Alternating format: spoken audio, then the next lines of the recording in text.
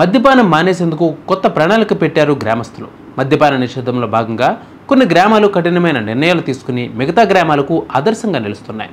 కామారెడ్డి జిల్లాలోని రాజంపేట మండలంలోని ఎల్లారెడ్డి నియోజకవర్గ పరిధిలో కొండాపూర్, గుడితాండా, షేర్ శంకర్తాండా గ్రామస్తులు ఇటీవల మద్యపానం నిషేధించారు.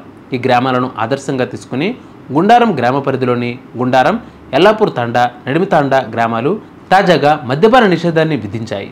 ఈ మేరకు గ్రామంలోని ఎల్లమ్మ గుడి వద్ద సమావేశమై గ్రామంలో ఎవరైనా మద్యం విక్రయిస్తే ₹1,00,000 జరిమానాతో పాటుగా 7 చెప్పుదెబ్బలు విధిస్తున్నట్లు తీర్మానించారు.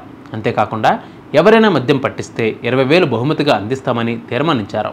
అలాగే దొంగతనంగా మద్యం గాని కొని తాగితే 7 చెప్పుదెబ్బలు ఉంటాయని తీర్మానంలో పేర్కొన్నారు.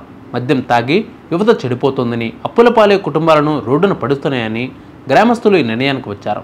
ఈ మద్యపాన నిషేధం అమలు తీరును పర్యవేక్షించేందుకు గ్రామానికి 2 చొప్పున తీసుకుని కమిటీ ఏర్పాటు చేసినట్లుగా వెల్లడించారు.